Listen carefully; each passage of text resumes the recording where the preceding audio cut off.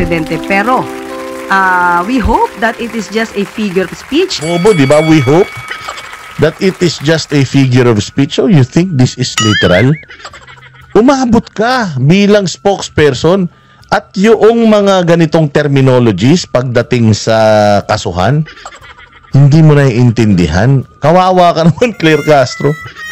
Claire Castro, kung ako magulang mo, ikakahiya talaga kita. Utangin na, nagpalaki ako ng tanga.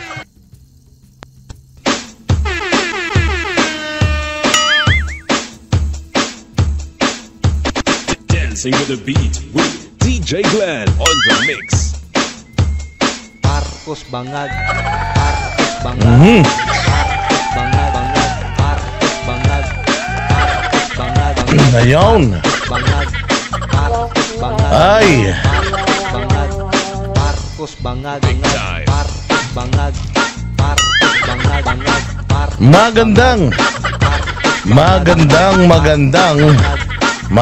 magandang araw sa inyong lahat, mga bossing. Palakpakan natin ang ating sarili. Panibagong linggo na naman. Ang bilis ng panahon, parang kailan lang, imagine. Nakakaisang linggo na. Simula nang matapos ang halalan na 2025. Mabuhay ang bayang Pilipinas. At talaga naman napakaraming issue. Napakaraming issue, mga bossing. Simula nang matapos ang halalan. At eto na naman tayo, mga boss. Ang inyong pinaka-paboritong fake news peddler sa balat ng YouTube, si Boss D.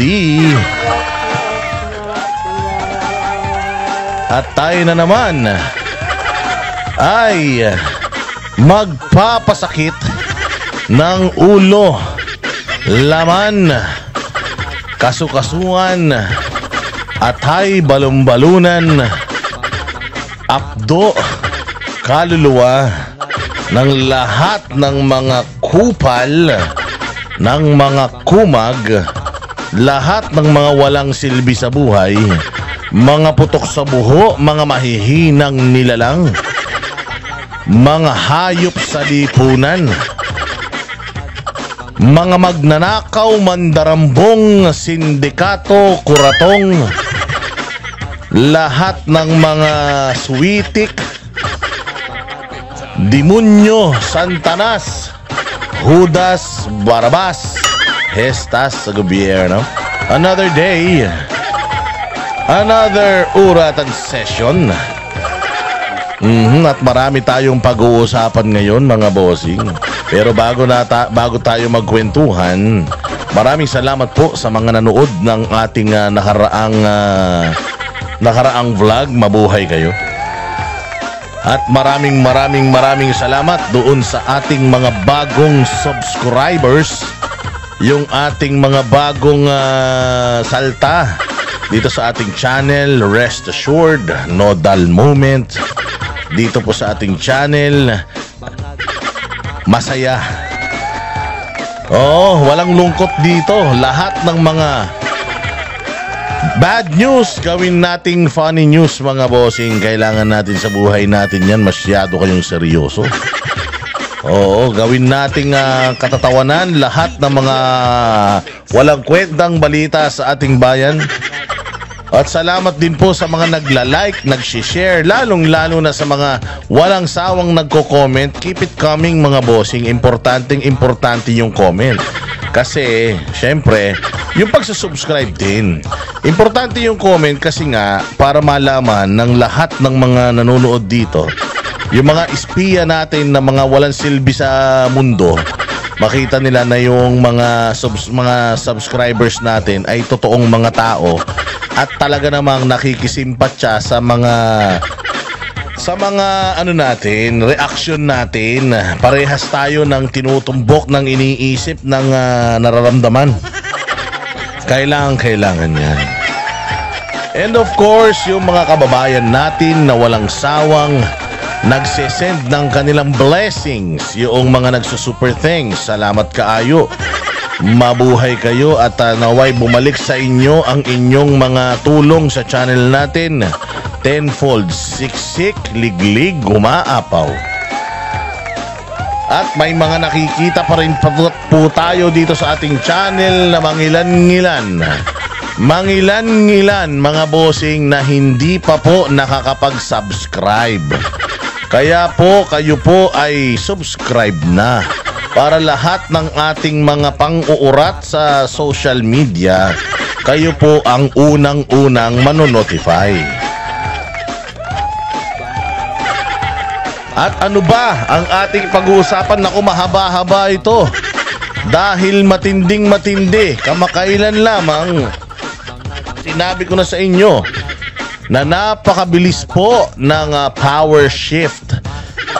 I was expecting na yung pagpa-shift ng kapangyarihan ay magaganap next year, 2016. Usually, yung mga kakandidato para sa 2028 magdidesisyon yan last quarter next year.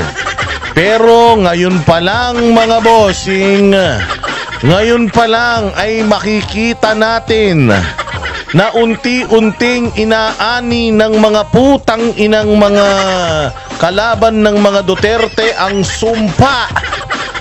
sumpa ng pagkamatay ng kanilang mga karera sa politika.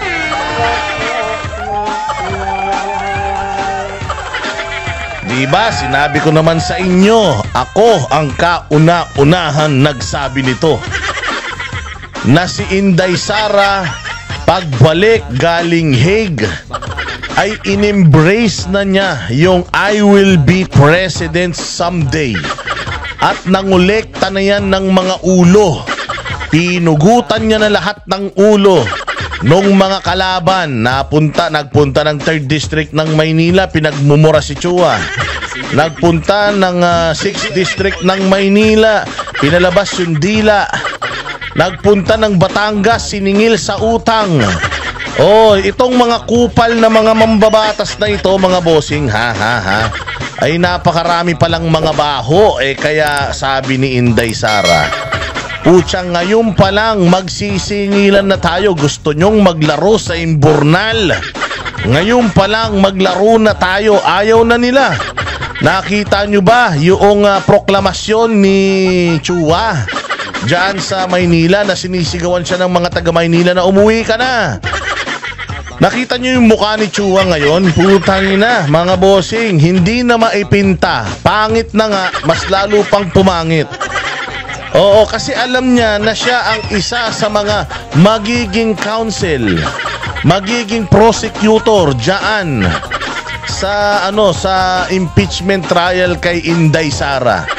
For the longest time, mga bossing, inorchestrate nila yan. Nanggaling sa gobyerno, nagbigay yung gobyerno ng pera sa Vice President, ginastos ng Vice President, sinukol ng mga putang inang kasapakat sa Kongreso, tapos nag-hearing at pinalabas na magnanakaw ang mga Duterte. Kung hindi mo gawin silang mga drug lord, gawin mo silang mga magnanakaw. Oh, sabi nga natin kaisa-isang pwede mong mga bagay na hindi mo pwedeng idikit sa mga Duterte. Alam mo kung ano yung unang-una? Corruption. Pangalawa, droga. Yaan, patawagin mo na silang mga babaero, maraming mga anak, maraming mga asawa, hindi nga kayang panindigan ng mga responsibilidad sa mga anak. Tatakbo pa sa gobyerno, may mga ganon. Lahat yan okay lang. Pero yung bintang nyo isa kanila yung droga, ibintang nyo sa kanila yung corruption. Alam nyo ba na ang Davao City ang kaisa-isang siyudad sa Pilipinas na walang utang? Puros progreso, pag-unlad, infrastruktura, walang utang. Utangin lang yan. Napakagaganda ng mga kalsada, ang mga kable. Saan ka makakita? Dito lang sa Pilipinas, sa Davao City, bukod sa mga properties ng Kingdom of Jesus Christ, yung downtown Isang kalsada dyan sa downtown Davao, wala nang kable sa ibabaw. Pwede ka nang magpalipad ng saranggola. Hindi nasasabit sa mga salasalawat na mga kable. Oh, yung iyong paliliparin saranggola dyan. Nasa ilalim na. Sila lang ang may pinakamagandang 911. At napakarami pang iba. Sila ang may pinakamurang prutas sa buong Pilipinas. Safe na po dyan. O, suma total mga bossing, hindi mo pwedeng ganyan-ganyanin ng mga Duterte na mga magnanakaw, drug lord. Katulad dito ni Trillanes, parang buang. Tinan mo. Si Trillanes, dyan sa may Caloocan, anak ng tinapay yan. Utangin na, sa susunod, barangay chairman na ng tatakbuhan yan. Baka wala pang bumoto dyan. O hindi ba ganyan ang ginawa? Kaya sa Chua, nung nakaraan, alam niya, mapapahamak siya eh. Alam nila, gawa-gawa lang nila eh. Etong mga binibintang nila kay Inday Sara eh. Pucha, akala siguro nila, the Dutertes will fold. Akala siguro nila, kapag ka pinadala mo si Pangulong Duterte sa ibang bansa, ipinatapon mo doon, akala nila matatakot mo sila. Katulad din ng mga vloggers na mga Duterte na akala mo pag pinatawag mo, dinimanda mo, sinobina mo, akala mo tatahimik. Hindi. Lalo kaming mag-iingay. Hindi, lahat ng ginawa nila supot. Lahat ng ginawa nilang panggigipit sa mga Duterte, supot. Inunahan nila sa Kingdom of Jesus Christ. Ang prangkisa ng SMNI, kinansela nila. Indefinite suspension. Yung mga assets finreeze. Ikinulong sa regular na kulungan si Pastor Kibuloy kahit na wala naman. Wala pa namang hindi pa naman convicted. Napakarami pa. Winarak ang simbahan. Pinasok ang mga kanyang mga lugar, dasalan. May namatay pang 3. May namatay pa mga bossing. Binalahura, binaboy ng gobyerno si Pastor Kibuloy. Hindi yan sumuko. Hindi nagpatalo. Bagkus, lumalaban pa rin hanggang ngayon ang mga nagmamahal sa bayan. Kahit na anong pilit mong busalan, kahit na anong control ang gawin mo, anong magic ang gawin mo, hanggat hindi mo lalagyan ng mga balayan sa ulo, hindi tayo hihinto. Hindi kami hihinto. Hindi tayo matatakot. Bakit? Alam natin na nasa kabutihan tayo. Alam natin lahat na nandito tayo sa tama. If God is with us, who will be against us? Kung nandito tayo sa tama, sinong mali? So ayan na mga bossing, ang bilis ng power shift nung nakaraan. Nagkaroon po ng victory party. Yung alyansa ng malalansa. Anong nangyari? Putsang ina, yung pinaglihi sa Manika, yun lang ang umattend. So it is a clear indication na abandon ship na lahat ng mga nakadikit dito sa administrasyon na may cancer. At bali-balitang dalawa sa alyansa ng malalansa ang lumapit na po kay Inday Sara at nagpapaliwanag na as early as now kung anong posisyon nila sa impeachment. Napakagaling ni VP Sara. Habang tinatagpas niya yung mga ulo ng mga kumukupal sa kanya, parang sinasabi niya sa mga ito na 2028 is just around the corner. 2028 is very near. I will be president someday. Humanda kayo. Inday Sara is not like PRRD. Si Inday Sara ay mas malupit, mas matindi kay Duterteng Senior. Si Pangulong Rodrigo Roa Duterte mabait pa yan sa mga tumutulog sa kanya. Ang balita ko, si Inday Sara nagtatanim daw ng galit yan. Kaya alam nyo na ang gagawin nyo. So nakita nyo, as early as now, lahat nawawala na. Lahat naglalaho na, kinakabahan na. Pagkatapos nitong walang kwentang victory party ng mga bangag, anong nangyari? Yun, umiyak na. Yung kanyang political, yung kanilang campaign manager. At nagsisisihan ng mga tarantado as early as now. Hindi pa man umuupo yung mga kandidato, may 1 buwan pa mga boss. May 1 buwan pa hindi pa umuupo yung mga kandidato. Nagsisisihan na sila. Nilalaglag na ni Toby Chanco, si Romualdez at ang mga kongresista na kasama niya. Ano ang sinasabi ni Toby Chanco?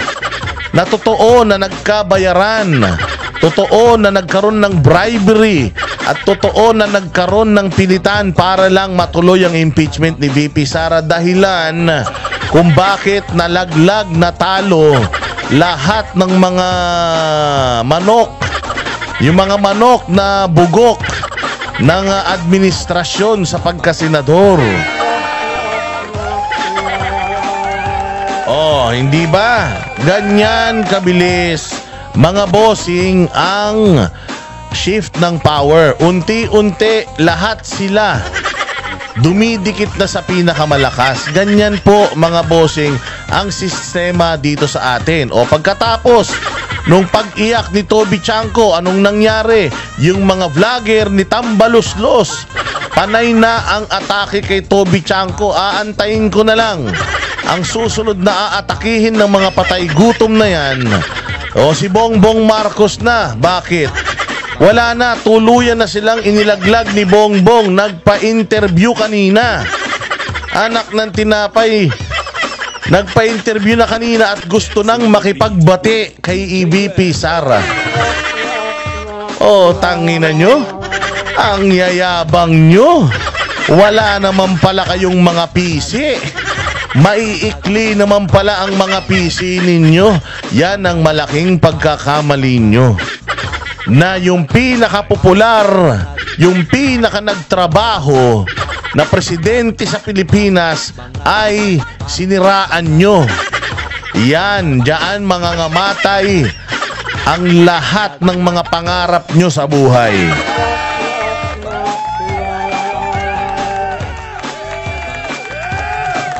Yan mga bossing ang mga nangyayari dito sa ating bayang Pilipinas ngayon. At kamakailan lang mga boss, si Inday Sara nagpa-interview. Nagpa-interview si Inday Sara. Ang sabi niya, tinatakot ako ng mga kupal na yan dyan sa impeachment. Akala naman nila takot ako. I have nothing to lose. Putang ina nyo. Kung ma-impeach man ako at hindi na ako makatakbo, okay lang. Wala akong pakialam. Hindi ako katulad nyo na mga ganid at mga sakim sa kapangyarihan. Kung ito na ang aking huling pagtakbo sa politika, so be it. Hindi ko ikamamatay yan. Ganyan si VP Sara Duterte. Akala talaga nila, matatakot nila. Akala nila Inday Sara will fold. Akala nila yung bluff nila. Ito na yung sinasabi ni Basti Duterte, na baka bluff kayo ng bluff, tapos kagatin niyang bluff ninyo. Puta, paglabas yung mga barahan nyo pala, bungi-bungi, wala kayong kapana-panalo. So eto, pakinggan natin ang sinabi ni Inday Sara at niyanig nitong statement ni Inday Sara ang buong Pilipinas. Enough para magsibaitan yung mga aso. Yung mga aso na pilit kagat ng kagat sa kanila. Pakinggan natin to. Madugong impeachment trial daw ang gusto ni Vice President Sara Duterte. Ay kay VP Sara, gusto sana ng kanyang legal team na hindi na matuloy ang paglilitis. Hindi ba? Ayaw na nilang matuloy yung paglilitis. Pero anong sabi ni VP Sara? No. Ituloy natin. Putang ina, gusto nila yan, di ba? Maglabasan tayo ng baho. Lumabas yung utang na 8 million ni Luistro. Putang ina. Sasabihan mo ako na ibalik ko yung utang ko sa Pilipinas, yung utang mo hindi mo pa binabayaran. Walang hiya, 8 million, kapal ng mukha mo, may kaso palang rape yung asawa mo. Kung makaturo kayo sa mga Duterte, parang may kasalanang malaki mga Duterte, yung pala. Utang ina, nagagahasa pala yung mga partidos nyo, ha? Buti na lang pala, magaling na abogado. Itong si Man Scarpio, bayaran mo naman yung utang mo, malaya na yung asawa mo eh. Hindi nakulong yung asawa mo, nanalo yata kayo sa kaso, tapos hindi pa binabayaran yung utang mo, kapal ng mukha mo, bigay ka ng bigay ng ayuda. Oo, kumbaga para kang yung kapitbahay namin, may utang sa akin, pag sinisingil mo wala daw, pero pag check mo kaninang umaga nasa samgyupsalan. So ang sabi ni VP Sara, no, ayaw ko kasi sabi nga sa kanya, ano na, wag na natin ituloy. Hindi, maganda ituloy yan para magkaalaman. Hindi ba? Magkakaalaman ngayon, sino dito talaga yung merong liability sa Pilipinas? Sino dito yung mga naka-liquidation by certification? At sino dito sa atin yung magpapanggap na malinis? Pero sabi ng bise, mas gusto niya raw na magkaroon ng trial sa Senado. Kahit guilty o ma-acquit man siya, handa na raw siya rito. Tingnan mo. Paano mo tatakutin yung isang taong wala nang pakialam? Hindi ba? Parang sinasabihan mo ako ng putay na ikukulong kita tapos nasa Bartolina na ako. Gago ka ba? Wala na akong kinakatakot. Sinira nyo na yung buhay ko, sinisira nyo yung buhay ko. Lagi na ano pang kinakatakot ko? Hindi ito ang buhay ko. Baka mas mayaman pa ako kung wala ako sa politika eh. Baka mas humaba pa buhay ko. You're actually giving me a favor. At least, kung ma-impeach na ako, wala nang magrarally sa tapat ng bahay ko na magsisisigaw ng Inday Sara Run. Wala nang ganun. At least, hay, salamat, makapagpahinga na ako sa politika. Hindi na ako mauobliga. Kasi parang parang sumpa sa mga Duterte yan na kahit ayaw nila, yung tao yung may gusto sa kanila eh. So even if wala silang interest sa politika, pinipilit silang pumasok sa politika, ganyang kaganda pangalan nila. So, you're actually giving her a favor by disqualifying her perpetually. Ay, salamat. Wala na. Hindi na ako pipilitin tumakbo-takbo ng mga to. Focus na ako sa family. Focus na ako sa business. Ngayon, nung hindi kumagat yung pantatakot nila, hindi ba sabi nga nila eh, there's this one quote in the Game of Thrones. Na yung isa doon, si Tyrion Lannister, isa siyang unano na royal family. Ang sabi nga niya, yung kanyang kapansanan ay parang sabi nga, yung kahinaan mo at kapansanan mo, do not let them use that against you. Use it as a cloak. Kasi kapag hindi ka natakot, hindi ka na nasasaktan sa lahat ng mga batikos nila, immune ka na, hindi ka na nila kayang gibain. So si Inday Sara, sa normal at typical na isang patay gutom sa kapangyarihan, just the thought na hindi na siya makakahawak ng kahit na anong kapangyarihan sa gobyerno, talaga namang takot na takot yan. Takot na takot yan mga bossing. Si Inday Sara hindi. Actually, magiging masaya pa yan kasi at last, yung kanilang political curse, makakaraos na siya doon. Kaya anong itigil?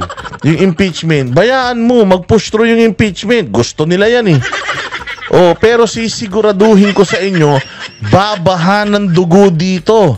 Sa Senado, pagpupupugutan natin ng ulo, lahat ng mga self-righteous na mga puta, mga magnanakaw din naman ang mga yan.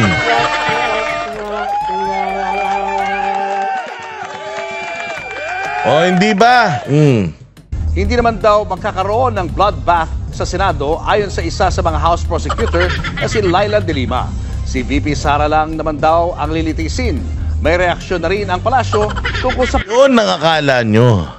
Yun ang akala ni Laila de Lima na si VP Sara lang ang lilitisin. Hindi lang naman yung mga senador ang magiging judges dito eh. Magiging judges din dito yung mga Pilipino because impeachment is political. it is actually a trial na based on public opinion. So kapag ang mga senador dito sa impeachment court, again the senators, kayong mga congressman, wala kasi kayong kwenta. Binoboto lang kayo ng mga 100,000 mga tao dahil maliliit lang naman ang constituency ninyo. Ang constituency ng Senado, buong Pilipinas, their candidacy,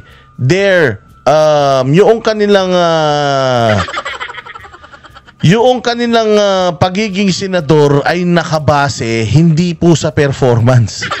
Nakabase po sa popularity. Do you expect a senator na i-impeach ang isang sobrang inapi-api, napakamakapangyarihan, matunog na magiging presidente sa 2028? Do I want to be enemies with this person o I want to be friends with this person? Kanino ako magiging kaibigan? Kanino ako magiging kaibigan? Ako bilang senador. Kanino ako magiging kaibigan? Sa mga congressman? Na putang ina, mga hindi naman mga kilala. Dito na ako kay Inday Sara. Kilala ng buong mundo. Ang tatay ipinatapon. Kapag in-impeach ko to, wala na, katapusan na ng karir ko. Kaya itong mga nagsipirma sa impeachment ni VP Sara, hindi lahat natalo. Kasi nga, napakaliit lang ng nasasakupan, lalo na kung probinsya, madaling bumili ng boto dyan. Pero sa nationals, napakahirap manalo, kailangan sobrang popular ka. Magiging popular ka kapag bumoto ka in favor sa impeachment ni VP Sara. Magiging popular ka kasi lahat ng Pilipino magagalit sa'yo. So ako, kanino ako sa side? Kanino ako sa side? Sa mga congressman na hindi naman ako niyan kayang tulungan? Sa mga congressman na 3 taon lang ang termino? Na nag-aagawan sa pera ng taong bayan dahil ang ikli-ikli lang ng kanilang panahon sa gobyerno? O dito sa future president na talaga namang napaka-popular, kanino ako kakampi?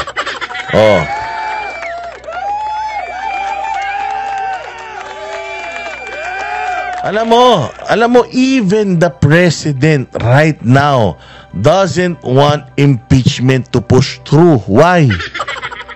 Ma-expose sila. Kaya nga sinasabi niya, wala siyang kinalaman. Gunggong, wala kang kinalaman, anak mo yung tatanga-tanga. Besides, palpak nga itong impeachment na ito. Unang-una sa lahat, si Marcoleta nandiyan dyan. Marcoleta knows what happened. May 3 impeachment, yung pang-4, yun ang nag-push through. Anong nangyari dun sa 3? So technically, may gusot ito. So palpak yung pagfa-file nito. Meron pang sinasabi si Makalintal. May sinasabi pa si Makalintal na isang election officer na yung impeachment daw na yan ay mawawalan na ng visa pagka umupo na yung bagong mga senador. Oo, kasi nga nangyari daw yung impeachment na yan noong 19th Congress. So therefore, dapat matapos daw yan ngayong 19th Congress. Matatapos ang 19th Congress sa June na. May mga ganun pa, again, di natin alam yan, pero ito ay galing kay Makalintal na napakagaling na election lawyer. Yan si Makalintal, ang abogado ni Leni Robredo doon sa election protest ni Bongbong Marcos. Ginawa silang basahan yan, sila ni Garcia. So kanino tayo maniniwala, hindi ba? Pahayag ng bise.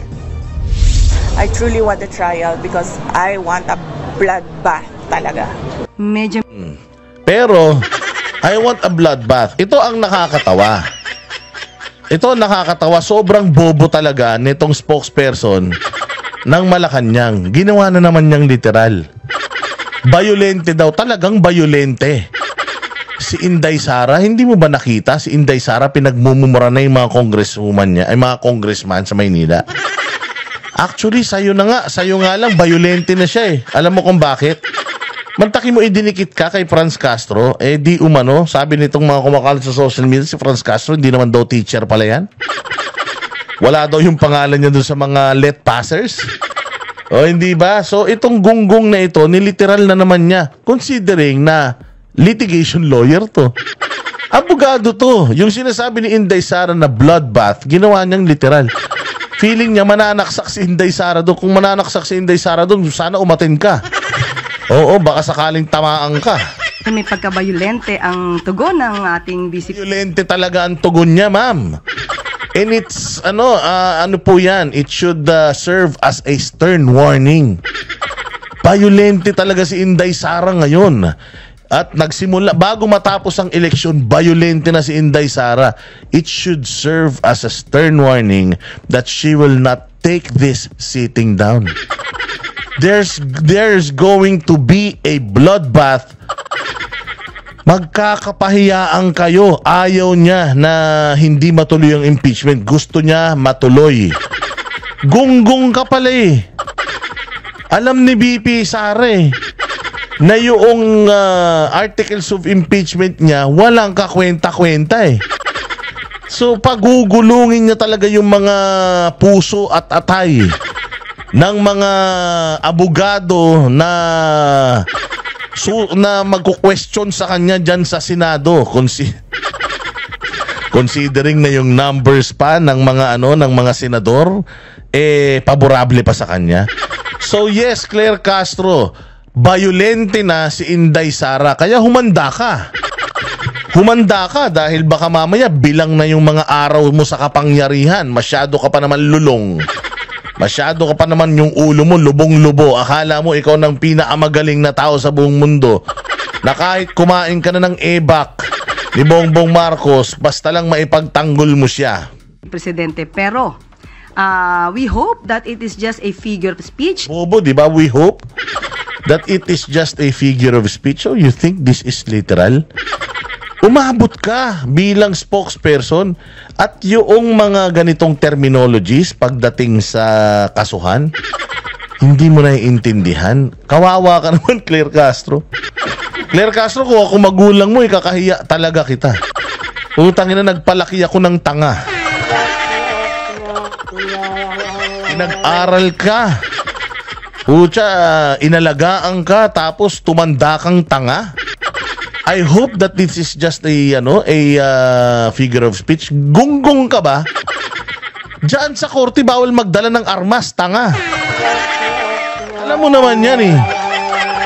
Di ba, Claire Castro?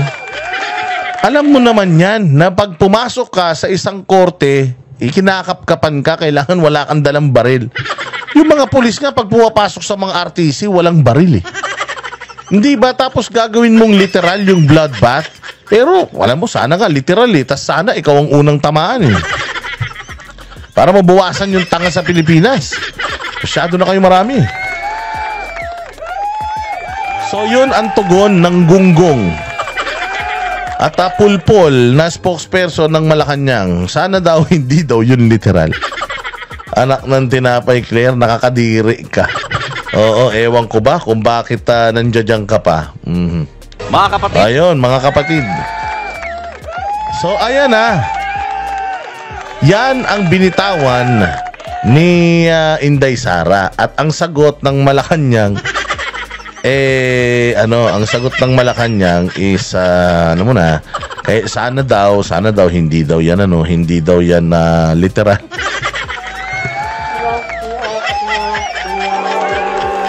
Alam mo, balita ko, kinakahiya ka na daw ni Libayan. Saan ba pakicheck nga rin to, baka naman sa recto lang nag-graduate to.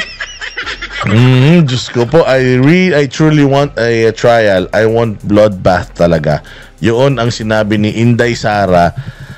At pagkatapos niyang sabihin yun, mga bossing, eto, nagkaroon na ng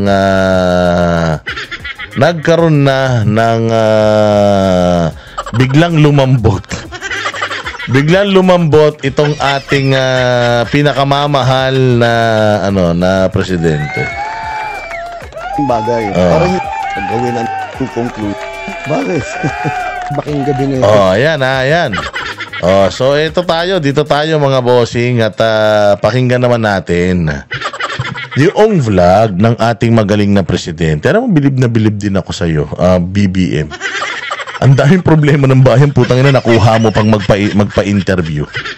Oh, at balita ko magiging regular daw to, magiging regular daw to. Ngayon, ito si Tunying nung nakaraan sinasabi nito na ito daw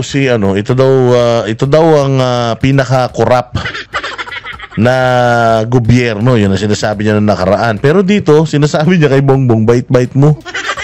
So, hindi natin alam kasi tingnan mo. Si Toby Chanko, nilalaglag niya ang Kongreso at sinasabi niya nga na may hokus-pokus sa Kongreso. Iniiwas niya si Bongbong. Si Amy Marcos, yun din ang sinasabi, walang kinalaman si Bongbong, yung mga nakapaligid kay Bongbong. Yun daw ang kriminal, si Lalay daw at saka si Kokak. Yun daw ang sumisira sa pangalan ng kapatid niya. Oo, ngayon, sabi ko nga hindi tayo mapapaniwala nitong mga gonggong na to. Unang-una sa lahat, ang nagsulong ng impeachment, nagpapirma yung anak niya. So, kahit na anong deny niya na wala siyang kinalaman sa impeachment at ayaw niyan mag-push through, ang yabang-yabang ng sagot niya dati na, di ba? Ano na yan, trabaho na yan ng mga kongresista, trabaho na yan ng anak ko, sinabihan ko yung anak ko, ang advice ko sa kanya, gawin mo yung trabaho mo. So may mga ganun siya, hindi ba? Tapos ngayon, biglang bait-baitan na siya, hindi ko malaman kung bakit. Ramdam na rin nila, mga bossing, yung pressure na lahat na ng taktika ginawa nila. Pag-upo pa lang nila, lahat na ng taktika ginawa nila. Binaboy ang KOJC, binaboy si Pastor Kibuloy, pinamigay si Pangulong Duterte, pina-impeach si VP Sara, sinira-siraan yung magkapatid ng mga Duterte. Pero hanggang ngayon, mahal pa rin ng tao ang mga Duterte. Nag-manifest po yan dito sa eleksyon. Kaya nga sabi ko sa inyo, kailangan natin ng manual count kasi 17 million yung overvote. Ibig sabihin, 17 million na boto yung hindi nabasa. Pinakamalaki po ito sa kasaysayan ng eleksyon sa Pilipinas. Noong 2019, 1 million lang ang overvote. O ibig sabihin, it's either sobra-sobra yung nailagay nila na kandidato sa pagkasenador, pero this time, grabe, whopping 17 million plus ang overvote. So, kanino yan? Kaninong boto yan? So, pwedeng, kung yung mga boto na yan pumasok, kahit na 1 million lang ulit yung overvote ngayon, meron sanang 15 million to 16 million na mga boto na pumasok pa. Kanino yung mga boto na yan? Yun dapat natin malaman. Ngayon, sa kabila ng ginawa nilang pag-aayuda, sa kabila ng ginawa nilang pakikipag-alyansa sa mga komunista, sa mga media, sa kabila ng paninira nila, hindi pa rin nila kayang tibagin ng mga Duterte. Kaya eto, nambubudol na naman si Tarantado. Para sa akin, budol to. Putang ina, ano pa bang aasahan mo? Ano pa bang aasahan mo sa isang sinungaling? Kapag ang isang sinungaling, nahuli mo magsinungaling ng 3 beses, wala na sasabihing matino yan. Anong sinabi nung gagong to? Walang pakialam daw sa ICC, hindi daw mag-ICC, boom boom boom, biglang si Pangulong Duterte nasa ibang bansa na.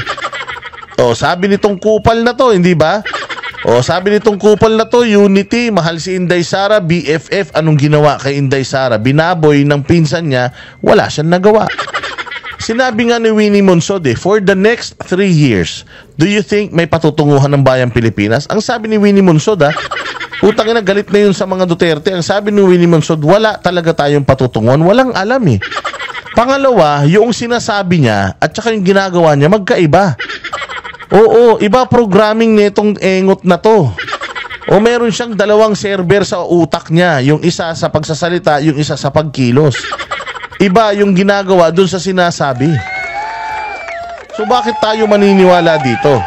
Pero tingnan natin yung laman nung kanyang vlog at tingnan natin kung ano yung mga sasabihin niya rito na makakatulong sa bayang Pilipinas. Kasi supposedly, presidente ka, dapat lahat ng ginagawa mo nakakatulong sa bayang Pilipinas. Tingnan natin kung anong may tutulong sa Pilipinas nitong pinagsasasabi nito. Kasi ang yabang nito, remember?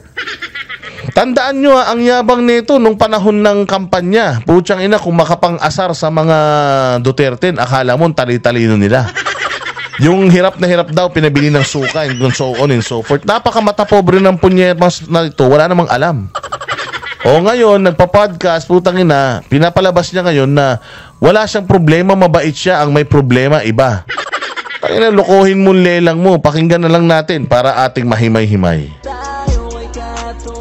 Anymore, just do it. Nagsawa na ang Pilipino sa politika. Nararamdaman ko po sa inyo yung frustration nyo, no? Na may gusto kayong gawin pero hindi nyo magawa. Masyado raw kasi kayong mabait. Anong gagawin ko? Maging masamang tao. Siguro, dapat nga talaga maging mas mabagsik talaga. Ano, yun pa lang eh. Ito naman si Katon yung asong-aso eh. Masyado po kayong mabait. Oo nga, masyado ako mabait. Ulol! Tangina mo, may mabait bang sinira mo simbahan ng KOJC? May mabait ba? Putang ina, pinadala mo si Pangulong Duterte sa ibang bansa. Wala namang kasalanan dito sa Pilipinas. Hindi nyo nga kinasuhan dito, pinakasuhan nyo sa ibang bansa. Tangina, may mabait bang ganyan? Putang siya, puro magnanakaw yung mga nakapaligid sa kanya di umano.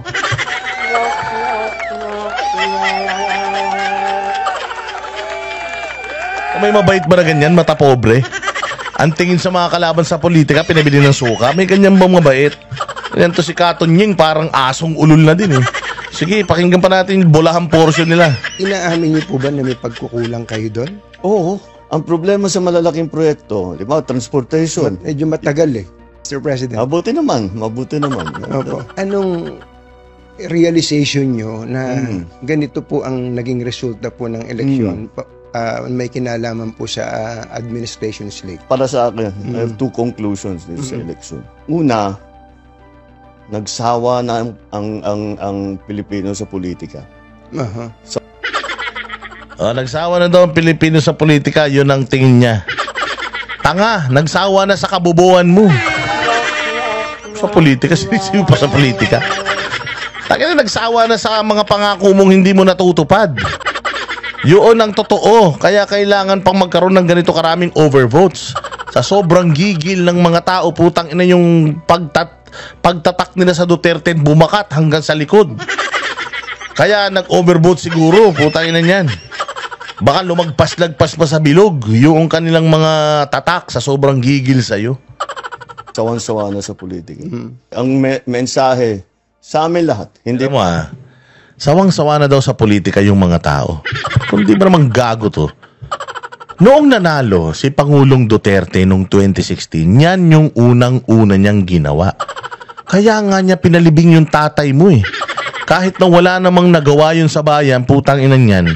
Puro pagnanakaw lang ginawa ng tatay mo. Anong ginawa ni Pangulong Duterte? Sabi niya, this issue has been dividing us for a very long time. It's about time to end this. Maraming magagalit, so be it. Wala akong pake. Mahal ko Pilipinas, itigil na natin yung politika. Yung away ng Aquino at saka Marcos, tapusin na natin. Ilibing na natin to para move on na tayo. Kasi it's been, 30, 40 years? Na pinagtatalunan natin to, o I will take the blame. Ilibing na natin to. Ano sabi ni Kiko Pangilinan? Huhukayin pa nga yung tatay mo eh. Di ba? Daming nagalit nung ginawa ni Pangulo yun. Tapos anong ginawa ni Pangulong Duterte? He made a truce with the communist. Anong ginawa niya? Nakipagkaibigan siya kay Joma Sison. 4 na rebelde, 4 na makakaliwa, komunista ang inilagay niya sa kanyang gabinete. Anong nangyari? Putangin niyan. Nagka-leche-leche, ina-ambush yung mga sundalo natin. Hindi ba tinapos ni Pangulong Duterte lahat yan nung term niya? Anong ginawa ni Pangulo? Nagtrabaho lang ng nagtrabaho. Build. Ang daming projects. Inubos lahat ng kriminal, inubos lahat ng inubos lahat ng mga hayop sa Pilipinas. Kaya nga gigil na gigil kayo kasi nagtrabaho eh. Walang nakapangurakot eh. Ang ganda ng nangyari sa Pilipinas. Walang politika kay Pangulong Duterte. Trabaho lang ng trabaho yun. Hindi ba? Ang daming ang bumabatikos sa kanya. Obstructionist na nga si Leni Robredo. Ang daming bumabatikos kay Pangulong Duterte ng mga vlogger. Fine-fake news siya, endol. Anong ginawa ni Pangulo? Wala siyang paki, basta trabaho siya ng trabaho. Binuhos niya lahat ng trabaho sa Pilipino. Tapos sasabihin mo, nagsawa na sa politika? Nagsawa na sa politikan yung mga putang ina yung mga Aquino tsaka kayong mga Marcos. Nagsawa na tao. Kaya nga nanalo si Duterte. Tapos nung 2019, hindi na nakaupo yung 8 diretso eh. Dahil sa gigil sa pamilya nyo eh. Hindi ba? So, pinatay ni Pangulong Duterte yon. Nung nanalo kang kupal ka, ayan, dyan bumalik yung politika. O so, sino ngayon may kasalanan? Bakit natalo yung mga kandidato mo? Eh di ikaw. Gunggong. Hindi lamang sa akin, hindi sa aming lahat. Tama na yung pamumulitika ninyo. At kami naman ang asikasuhin ninyo. Tama rin naman eh. Yan naman talaga ang dapat natin ginagawa. Kaya mabuti. O, tapos na yung eleksyon. Tama na yung politika. Tama na yung politika. Magtrabaho, maggawin na natin lahat ng kailangan gawin. So nagsawa ang tao. Ano po yung pangalawa? Na Yung sabi niyo, pangalawa, conclusion? disappointed ang tao sa serbisyo ng gobyerno. Alam mo pala eh. Ano yung dapat gawin mo? Disappointed ang tao sa sa trabaho mo. Anong dapat gawin mo? Para hindi na sila ma-disappoint, umalis ka na. Kung mahal mo Pilipinas at ayaw mo na ma-disappoint yung tao, 3 years ka nang walang ginagawa, aminado ka naman pala eh. Ba't nandiyan ka pa? Lumayas ka na. Wala kang nagawa ng 3 taon. Anong ine-expect mo? Magagawa ka pa ng 3 taon na susunod? Di ba, umpisa pa lang, dapat nga masipag ka magtrabaho. Di ka nga nagtrabaho eh. Magtatrabaho ka pa, kung pauwi ka na, paalis ka na. O, eh di wala na. Maglilinis ka pa ba sa bahay mo kung alam mong aalis ka na, lilipat ka na ng bahay, may iba nang titira dito? Siyempre, hindi na, di ba? Ipapakumpunin mo pa ba yung mga sirang kisame? Kung aalis ka na rin lang, na ibenta mo na tong bahay na ito? Hindi ba? Hindi papipinturahan mo pa ba yan? Yung mga butas ng mga bubong, papaayos mo pa ba? Hindi na, di ba? Kasi paalis ka na, palabas ka na. O, nung unang lipat ka sa bahay at nakita mo yung mga sira, wala kang ang ginawa eh. Titira ka dyan ng 6 na taon na wala kang ginawa. Eh lalo pa kaya kung paalis ka na. Tayo na baka lalo mo pang sirain yan. Yung mga inidoro, barahan mo ng mga basahan para kahit anong flush, hindi lumubog yung mga etchas. Lahat ng mga kanal, ng mga floor drain, pasakan mo ng mga semento. Sasabutahihin mo na yan. Bakit? Kasi nga, paalis ka na. Ganyan ang ugali ng mga Pinoy. So, kung yung unang 3 taon, you are acknowledging na nagalit ang tao na wala kang nagawa, o anong gagawin mo ngayon? O, hindi ba? Mantakin mo, ang laki ng inutang mo. Nangutang ka na naman. Pagkatapos ng eleksyon, 25 billion na naman inutang mo. Utangin lang yan. Anong pa lang, second quarter pa lang ngayon. 90% na ng budget na i-release nyo na. O ikaw ang pinakamalaking inutang na presidente, yung inutang ng 6 na taon, 3 taon lang inutang mo. Tapos wala namang proyekto. O, so anong magagawa mo sa susunod na 3 taon? Kung with all the resources, with all the money na nakuha ninyo, noong 3 taong nakaraan, eh walang nangyari, o eh anong mangyayari para sa susunod na 3 taon pa? Wala na rin. So, dapat, kung ako sa'yo, magpahinga ka na lang. Pahinga ka na, matulog ka na lang. Kung gusto mo, magparty ka, uminom ka, lahat ng usok sa buong mundo, huygupin mo. Wala kaming problema, pero walang iya, oh. Kahit nga drug test ka, simple-simple, yun na lang ang gagawin mo, hindi mo pa magawa eh. Uupo ka lang doon, kukuhanan ka lang ng, ng buhok, wala ka nang gagawin, hindi ka mag-iisip. Wala kang gagawin, matulog ka, magagawa mo yun. Hindi mo nga magawa eh. Bakit? Hindi mo kaya magsakripisyo para sa Pilipino. Hindi mo kayang tanggapin o hindi mo kayang ipakita sa Pilipino o linisin yung pangalan mo sa Pilipinas. Nagsasasabi mo, Bongbong, puros joke time na naman tong pinag-uusapan nyo rito. Hindi nila nararamdaman at masyadong mabagal ang galaw ng pagbubuo ng mga project na hindi pa nila maramdaman.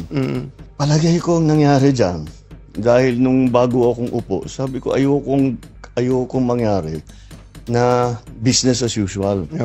Dahil walang mangyayari sa Pilipinas. Hanggang doon na lang tayo, hindi tayo aalsa. Sabi ko, kailangan natin baguhin ito. Kaya tinignan ko yung malalaking mahihirap na proyekto na long term ang magiging effect. Yun ang trabahuhin natin. So, tinrabaho namin. Kaya ang lalaki, yung mga project na ginawa namin priority, yung mga tourism, yung mga health, yung mga puro malalaking proyekto. Ang problema sa malalaking proyekto, transportation. Medyo matagal eh. Matagal talaga. Matagal yan. Kahit na super efficient, walang problema, tama, hindi nagka-problema. Matagal talaga yan. Opo. Isipin mo, yung subway, huhukayin mo yung para makadaan yung tren. Hindi naman ikaw gumawa nun eh. Ikaw lang nag-groundbreaking, tumigil ka nga. Babudgetan nyo na lang yun eh. Ang tagilan, dahil yung pag sinasabi, sinisiyo pa yung subway, ang ganda-ganda sana ng project subway, 2028, dapat papakinabangan na natin yan. Oo, wala na nga eh, pinatigil nyo na nga eh, kayo talaga oh. Matagal yun, matatapos yan. Tapos na ako, matagal na akong tapos. Oo nga, sana nga, matagal ka na matapos. Ako, ngayon pala, matapos ka na eh. Kahit wag na matapos yung subway, basta mawala ka lang, okay na kami. Sanay na kami dyan sa traffic sa EDSA eh, pero yung sa mga katulad mo, hindi kami masanay-sanay. Oo. Pero sabi ko, kailangan magawa natin ito. Kasi kung hindi natin gawin, paano na? Hanggang dito na lang tayo. Kailangan gumawa tayo ng bago. Ang nasa isip ko, meron ka ba niyan? Nasa isip daw niya. Meron ka ba nun? may magandang kasabihan, if not us, who? If not now, when? Kailangan gawin na natin. Opo. Ngunit, ito talagang na-realize ko, na hindi natin nabigyan ng sapat ng atensyon yung mas maliit na bagay. Yung para maging masagbaginhawa ang pang-araw-araw ng buhay ng tao. Yung pila sa tren, yung traffic, yung mga ganyang klase. Para naman mas maginhawa ang buhay ng tao. Kasi iniisip ko sabi niya, hindi daw nila nakita. Putang ina Bongbong, ngayon ka lang papunta ng Pilipinas, ngayon mo palang nakita yung traffic, ngayon mo palang nakita yung traffic. Yung pila sa tren, ngayon mo palang nakita. 3 taon ka na nakaupo, hindi mo pa rin nakikita yan, ngayon mo palang nakita. Anak ng tinapay, 3 taon na lang natitira sa termino mo. Ngayon mo palang naisip yan, walang hiya ka. Dapat bago ka tumakbo, biglang pangulo, may plano ka na. Dapat meron ka ng blueprint ng gagawin mo, meron ka ng program. Wala eh. Kaya na para kang si Willie Rebillame eh, na kapag nanalo, doon pala mag-iisip ng gagawin na trabaho. Anak ng toklay na yan talaga. So dito umamin si Pangulong Marcos na talagang mahina siyang nilalang. Umamin talaga siya na wala talaga siyang alam. With all the consultants na meron ka, nandiyan pa si Larry Gadon na advisor mo, utang inang yan. Ang tali-talino ni Larry Gadon, hindi kanya na-advisean tungkol dyan. Nagagalit na nga si Claire Castro noon, napakadami mo daw advisor eh. Ikaw lang daw ang presidenteng nuknukan ng dami ng advisor. Hayop sa dami yung advisor, pinapasweldo ng gobyerno yan, walang naitutulong sa'yo. 3 years ka na. Hayop na buhay to. Hindi, pag pinaganda natin yan, gaganda rin. Opo. Anong gagawin natin ngayon habang inaantay immediate, na? Hindi, anong gagawin natin ngayon? Ayun ang talagang bibigyan natin ng atensyon ngayon. Pero, inaamin niyo po ba na may pagkukulang kayo doon? Oo. Nag-concentrate kami lahat, yung kabinete lahat. Sinasabi ko, ito yung mga importante. Kailangan umpisahan natin ito. At kahit wala na tayo rito, nasa lagay na yan, na tuloy-tuloy na yan. Kailangan ng talagang tapusin. Yun ang talagang iniisip ko. Hanggang ngayon po ba, meron... So, mabuti na lang din. Inamin yun, mahina siyang dilalang. Kaya lang, wala na, 3 taon na eh. Ngayon mo palang inamin na mahina ka. Paano ka ngayon lalakas? Sa ditong interview nga na to, tinanong mo, hindi natin nakita yung mga commuters, EDSA, traffic, and all. Meron ba siyang programa na solusyon doon sa mga sinasabi niyang nakikita niyang maliit na problema? Wala. Wala. Basta nagpa-interview lang siya. Nakita niya yung problema. So, paano niyo ngayon susolusyonan yun, sir? Wala lang. Tangin niyo, bahala kayo. 3 years nga eh. Wala akong nagawa eh. Susunod na 3 years pa. O kaya gusto niyo, extend niyo yung term ko, 9 years. Para back to zero. Start tayo ngayon. Gawin natin lahat. Kung pa rin kayong countdown ng natitirang mga araw niyo sa Malacanang. Araw-araw. Pumapatak yung yung metro. Yung metro. Anong nararamdaman niyo kapag pagtingin, 1,130 plus days na lang? Ano pong nararamdaman niyo pagka gano'n? Ganon din, mula nung umpisa, kailangan natin madaliin to. Ba't ang bagal? Ba't wala pa? Bakit hindi pa magawa? Opo. Binibiro ko nga yung mga mayayaman kong kaibigan, yung mga malalaking Taipan. Sabi ko, naiingit ako sa inyo dahil kahit napakalaki ng korporasyon ninyo, nahawak ninyo, pagka inutos ng CEO, ng boss, tapos na. Opo. Ganyang katanga yan. O, tinan mo.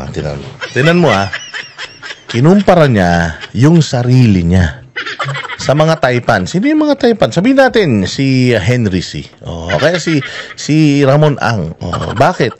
Kasi kayo, pag nag-utos kayo, ginagawa na lang kagad. Ako, hindi Oo, dito, pag nag-utos ako, ang dami ko pang kukumbinsihin. Anak ng tinapay. Tangina, napakahina mo talaga.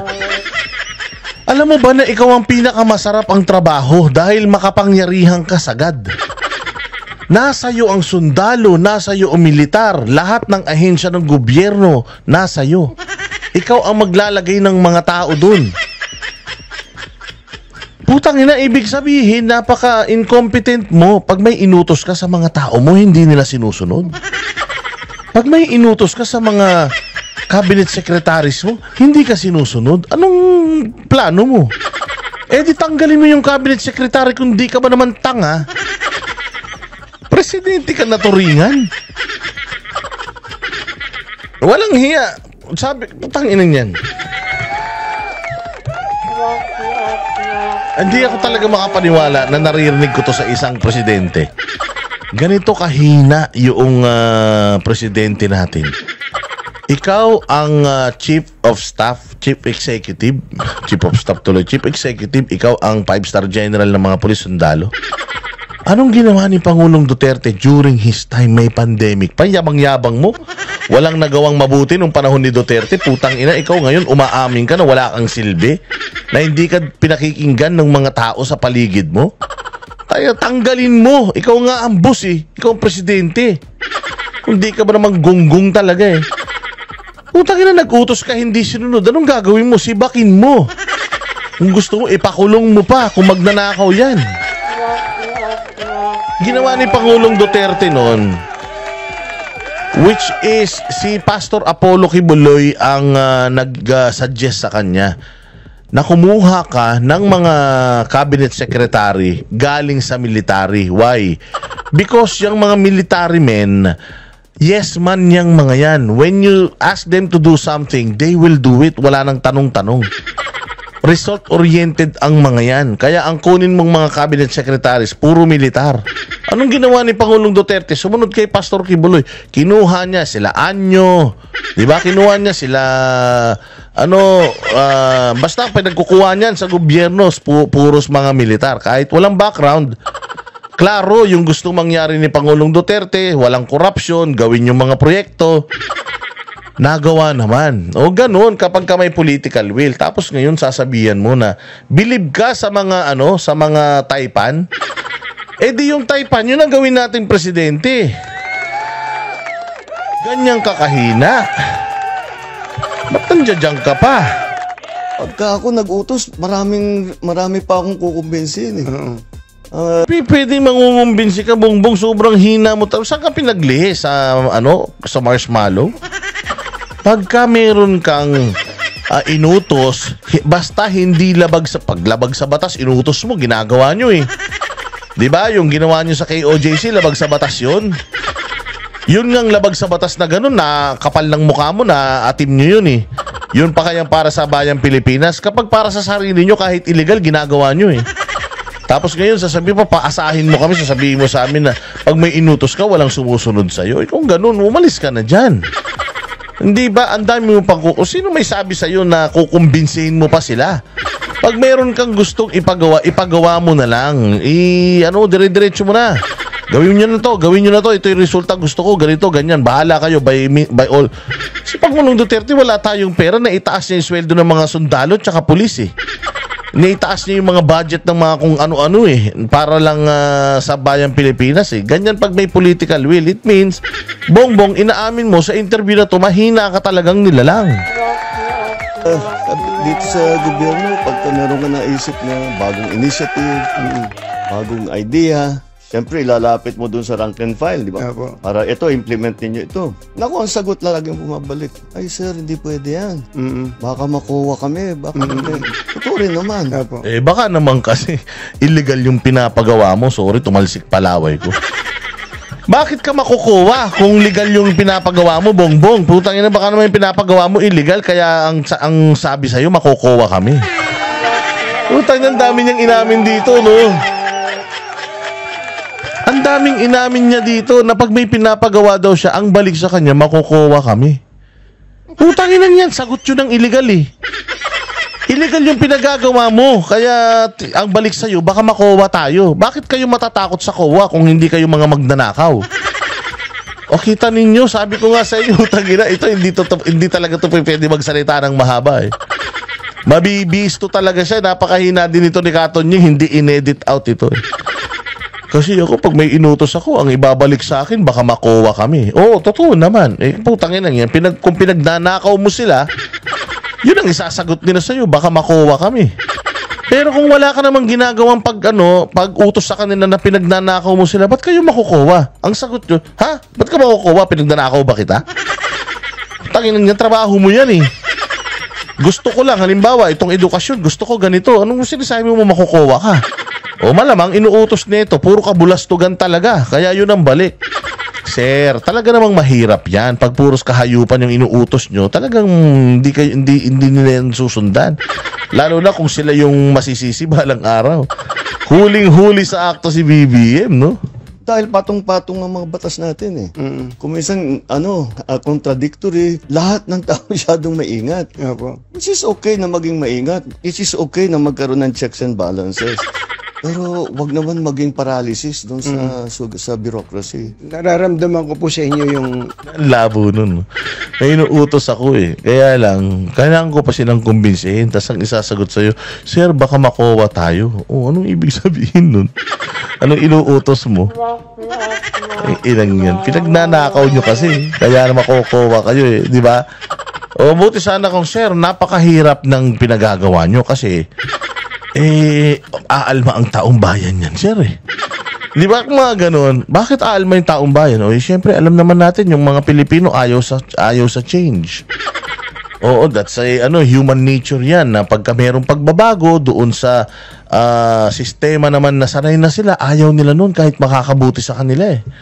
Buti sana kung ganun, pero ang balik sa'yo, Kowa, sir, baka makuha tayo. Ano yun? Hinihinga mo na naman ng pera? Parang PhilHealth lang yan. Pinalilipat mo na naman yung mga pera-pera sa inyo, kaya kowa yung dahilan sa'yo. Animal yan, no? Yung frustration nyo, no? Na may gusto kayong gawin, pero hindi nyo magawa. Pasensya na uli kayo, tatanungin ko lang itong tanong na to. Masyado raw kasi kayong mabait. Marami nagsasabi sa akin yan. Oo. Takinig, nakuha pa sila. Marami nagsasabi sa akin yan, masyado raw ako mabait. Ay, nako, Bongbong Marcos. Puta ko, sino man magsabi sa'yo mabait ka? Tangin na sintu-sintu yan. Bongbong, walang mabait. Walang mabait na sinungaling, Bongbong. Walang mabait na may pumasok na pulis sa KOJC na merong mga baril, kitang-kita naman, pero pinangangalandakan mo, walang baril. Walang mabait na may namatay sa KOJC tapos sasabihin mo walang human rights violation. Walang mabait na yung pulis merong warrant of arrest para sa ibang tao sa ibang address pero doon tumambay 16 na araw sa Kingdom of Jesus Christ. Walang ganong mabait, Bongbong. Kaya putang ina, wag mo kaming paandaran. Wala pong ganong tao na mabait. Walang mabait na tao. Walang mabait na tao na yung magaling na presidente ipadala mo sa ibang bansa para dun mabulok.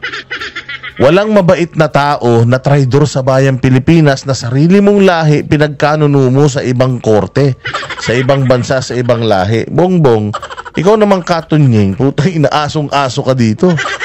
Hay nako, ewan ko dito sa dalawang ulol na to, naglokohan pa. Pero sir, sinungaling ka. Wala kang wala sa itong ninyo, scripted na kwentuhan yung dalawa.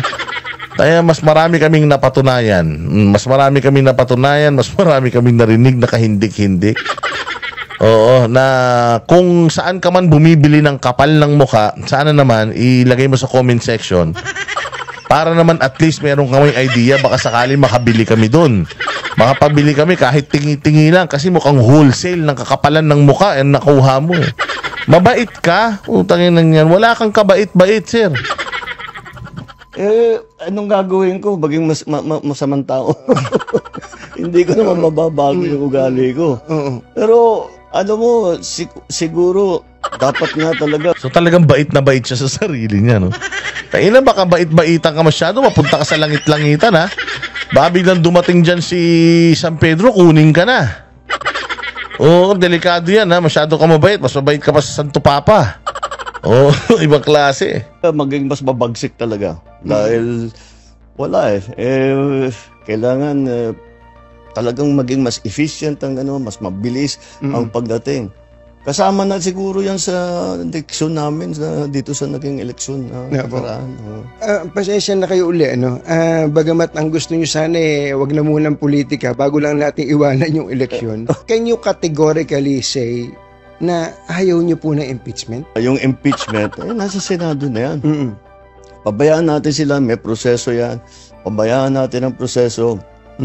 Ako, basta ang nasa isip ko, tapos ng eleksyon, balik sa trabaho. Ganun to, balik sa trabaho. Tapos ng eleksyon, balik sa trabaho. Wala kang trabaho. Tayo ng concert lang kayo ng concert, party kayo ng party. Ano trabaho sinasabi mo? Yung mga vlogger mo nga, wala nang maisip kung ano i-content tungkol sa'yo. Puta si Claire Castro nga, kagat na lang ng kagat sa mga Duterte. Walang maibalitang ginagawa mo balik sa trabaho. Anong trabaho? Walang Joe naman, Gawin na natin lahat. With the new lessons learned. Papasok na po kayo. Ngayon pa siya natuto after 3 years. Ang saklap! After 3 years, doon pa lang siya natuto. New lessons learned. Tangina. Sa second half, kumbaga sa basketball, papasok ko na sa second half. Binabanggit nyo kanina yung mga kailangan ng tao, yung agad-agad. Ako din po, yun din po ang nakita ko na agad-agad, especially yung tungkol sa bigas. Pagkain, number 1 yan sinusumbatan kayo mula day 1 hanggang sa kamakailan lang, yung 20 pesos na bigas. Okay, tatanungin ko po kayo, nilaunch nyo po yung 20 pesos na bigas bago mag-eleksyon. At ang sinasabi na iba, nako, hindi sustainable yan.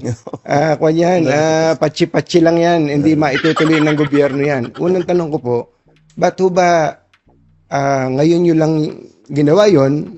At pangalawa, hanggang kailan ba to? Baka nga patsi-patsi lang po ito. Sige. Ang tanong, bakit ngayon lang?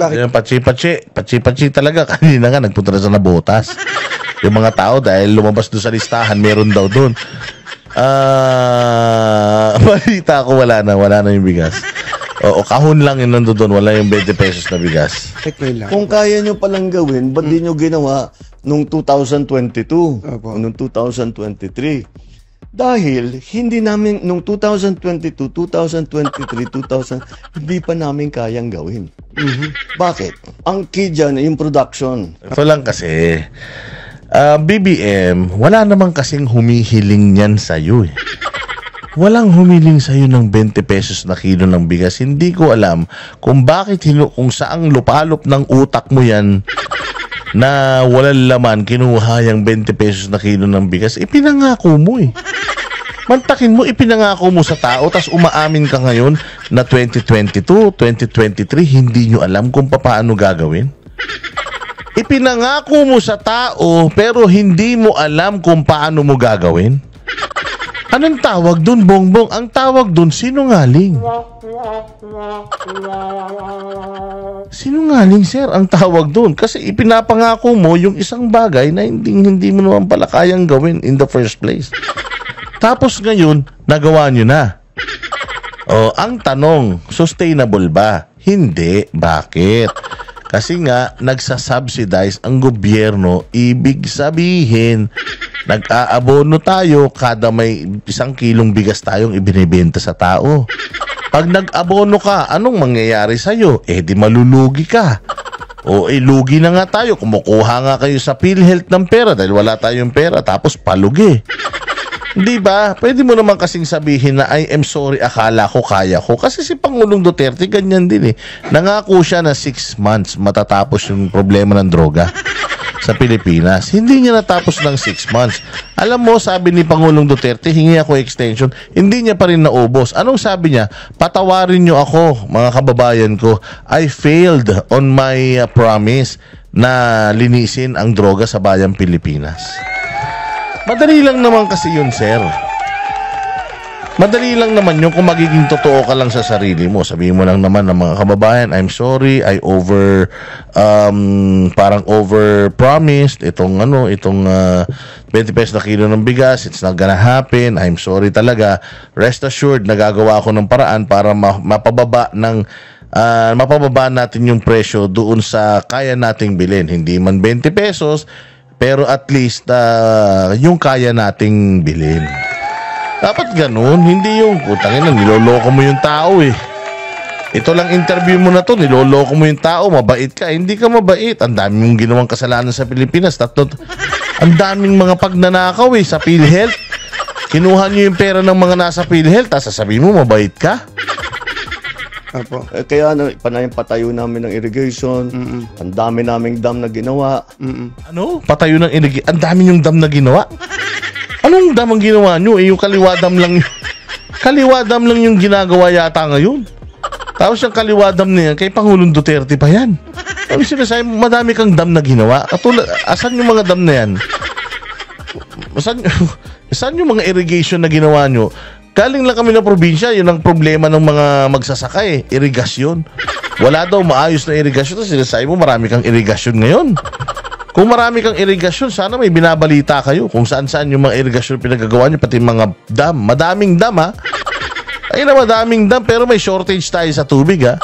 Bang klase talaga kasi nung iyan. Kasi yung problema puros tayo kalokohan Ang dami na naming pinamigay na makinarya. Pinamigay ng makinarya? Pinamigay yung makinarya? 2023, ang ani ng palay sa Pilipinas, pinakamataas sa kasaysayan ng Pilipinas. Nalampasan pa yun noong 2024. Kaya sa production... bakit hindi bumababa presyo ng bigas? Bakit nag-aangkat ka pa din? Yun na pala yung pinakamataas sa kasaysayan. Bakit ganun? Bakit tayo pa rin ang #1 rice importer sa buong mundo? Iloko mo kami, BBM Hindi naman totoo yung sinasabi mo Dahan-dahan, inaalalay natin. Bakit ngayon lang na tayo nagbibigay ng tulong sa produksyon? Dahil ang Pilipinas, ang mga opisyal na spoiled. Basta't import lang ng import. Tapos, sinong gumagawa nun? Di ba partner ng asawa mo yung Michael Ma? Na sinasabi nila na smuggler daw? Di ba? Asa na yun? Nahuli na ba yun? Wala pa Loko mo talaga kami. Sige, diretso. Importation yan, illegal and legal. Ang katotohanan, ang nakita namin, ang pang-control doon sa presyo ng bigas ay ang smuggled na bigas. Kaya nag-hoard. Yan. Ang una na, kung titignan ninyo, ang isa sa una namin ginawa, nag-raid kami ng mga warehouse. Nag-raid kayo warehouse. May nakulong na hoarder? May nakulong na may-ari? May smuggler na kayo napakulong? Meron na? Di ba, yung 2023, yun ang pinangako mo sa taong bayan bilang na ang mga araw nyo. Sabi mo, di ba? Putangin lang, ngayon wala pa kayo nahuhuli. Taki mo, nakakahuli kayo ng warehouse ng mga shabu. Wala yung may-ari, wala rin may-ari ng shabu. Nakakahuli kayo ng tonay-toniladang mga bigas. Wala yung may-ari nung bodega. Wala kayong nahuling smuggler. Diyan sa Alitagtag, yung nahuli na droga dyan, asa na yun? Hindi ba? Wala rin kayong nahuli na drug lord. Ang nahuli nyo, yung epektos lang. Sir, alam mo, wag mo kami, maaring maloko mo yung mga tangang loyalista. Pero kami, hindi mo kami maluloko, sir. Marami kaming, nakalista lahat ng kahayupan na pinagagawa niya sa bayang Pilipinas, Kalokohan tong sinasabi mo. Etong pinakamalupit. Sinabi namin, ba't may ganito? At hindi na iniintindi, basta't puro ang import natin. Dahil ang nag-i-smuggle, mga official din ng gobyerno. Kumikita sila. Oh, alam mo pala may napakulong ka na. Wala pa. Anong ginawa ni Pangulong Duterte dyan sa Bureau of Customs noong siyang nakaupo? Ang ginawa niya, yung mga smuggled na kotse, winasak niya. Oh, di bali nang hindi tayo kumita, putanginan yan, hindi naman talaga atin yan. Oh, pasakitin natin yung puso ng mga nag-import niyan. Oh. Hindi ba anong ginawa ninyo pag-upo ninyo? Tinanggal ninyo yun, yung pagsira sa mga luxury cars. Pag nakukuha dyan sa customs, hindi ba? O ano ngayon? Anak ng tinapay, kilala nyo yung mga yan. Kaya nga tinanggal nyo yung ganung gawain yung pagsisira sa mga smuggled na sasakyan Tropa pitch nyo yan. Sabi nga, di ba, yung anak mo nga daw Tsaka yan yung sinasabi nga, yung Michael mo hanggang ngayon hindi pa lumalabas Diyos ko po. O di bakit nila papalitan? Sige, pasok lang sila ng pasok. Hindi nila iniintindi ang production. Hindi iniintindi yung sistema. Hindi nila iniintindi ang presyo ng palay, ang presyo ng bigas, ang kikitain ng magsasaka. Wala Kailan po itong mga nag-i-smuggle? Basta ito yung nakita namin. Opo. Nung pag-upo ko. Meron talagang ganyan. Nung inipit namin yung mga smuggle, at rineraid na namin yung mga warehouse, nabawasan yung supply. Kailangan namin ayusin yung NFA. Lahat yan, yung mga changes na ganyan, hindi ganun kasimpleng gawin. May batas na kailangan palitan, mayroong mga taong kailangan palitan, ibang konsepto na. So, ngayon lang namin nabuo lahat. Mr. President, ang isa pa pong importante sa tao, kalusugan, di po ba?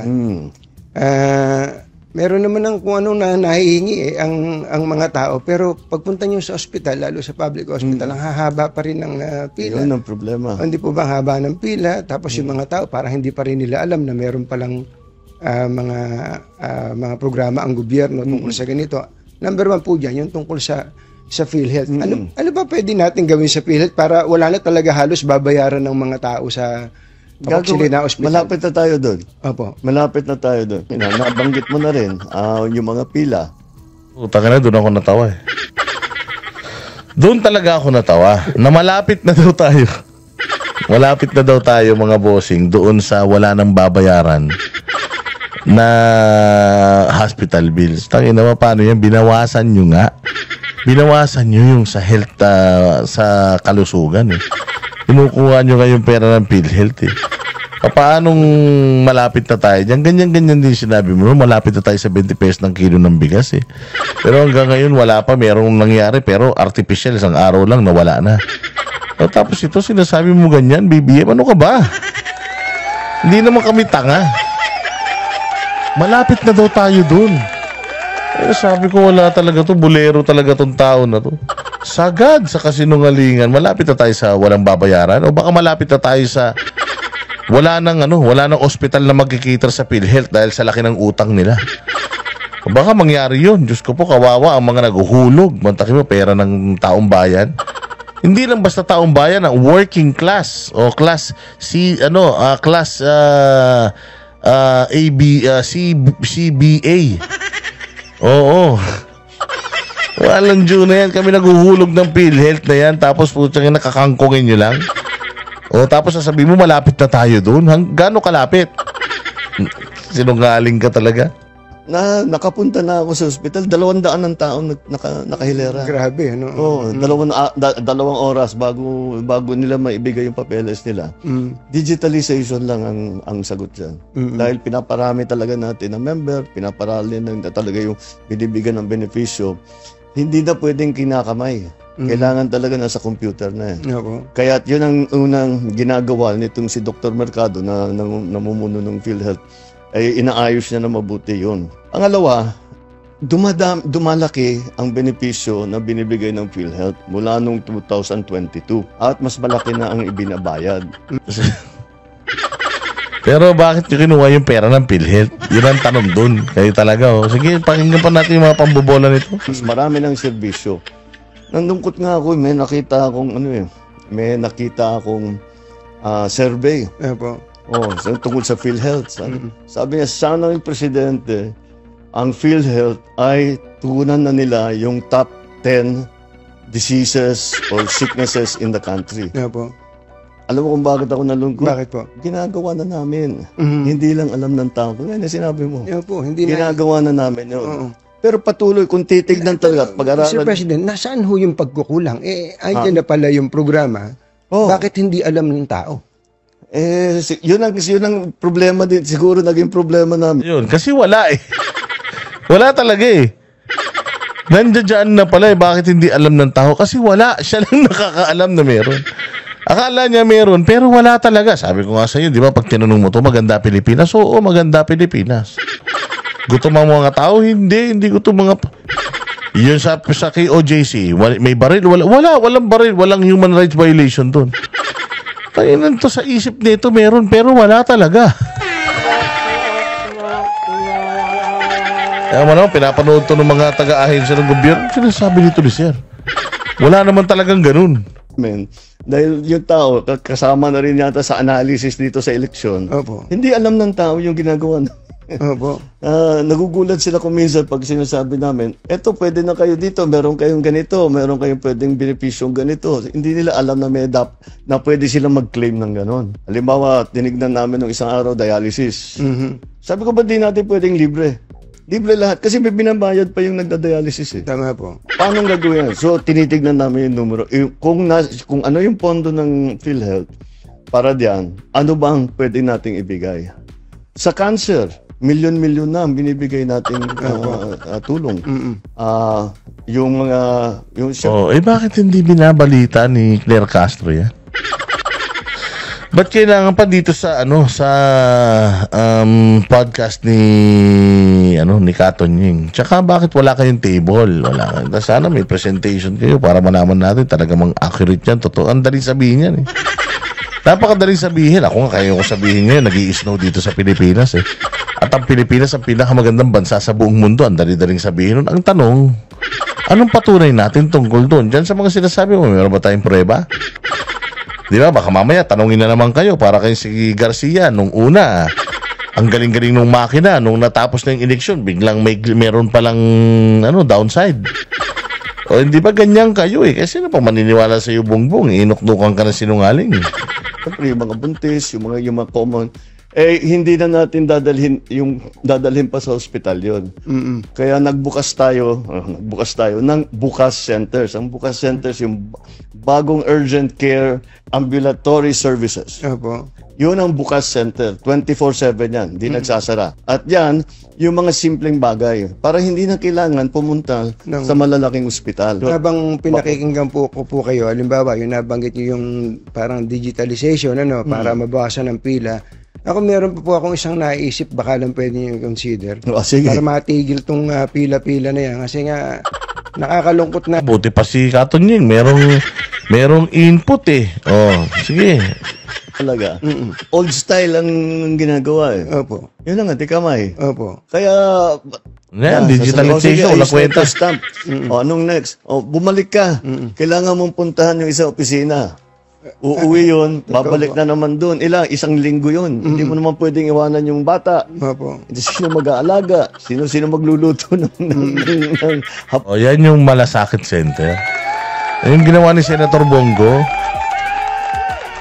Yan yun, yung hindi na pahirapan ang paghingi ng tulong sa gobyerno pagka nasa ospital. Ang may gawa niyan, si Pangulong Duterte at saka si Bongo, Malasakit Center, na hindi nyo pinupondohan. Diba? Dinidefund ninyo. Muna ninyo. Diba? Yun ang Kaya yung internet malaking tulong. Ni-report na ganito, bumaba wala na yung ganito mga hold up, etc. Pero pagpunta mo tinanong mo yung tao, ano ba pakiramdam mo? Naku, hindi na ako makapaglakad. Ito na. Peace and order na to. Peace and order. Ang gabi, yung anak ng estudyante, hindi makalakad, makahablutin na lang dyan. Parang may disconnect, Mr. President. Kung gano'n ang pakiramdam ng tao, kailangan talaga natin tugunan. So, ang una namin ginawa, inutusan ko silang ng DILG at saka Chief PNP. Sinabi ko sa kanila, dapat laging may nakikita na pulis na naglalakad. Opo. Kasi pagtagal ng panahon, nakikilala mo na yun eh. Opo. Di kang maging kaibigan yung pulis para pag nakita, may safe kami rito. Nandun si Ang inang peace and order clan yan. Para matugunan yung krimen sa Pilipinas, kinang ina niyan. Yun ang ano niya, yun ang plano niya. Magpaglakarin yung mga pulis. Papasyali mo yung mga pulis. Tayo rin, mag-walking kayo. Para nakikita kayo ng mga tao, ha? Mag-walking kayo. So yun, para ang krimen, matapos ang krimen.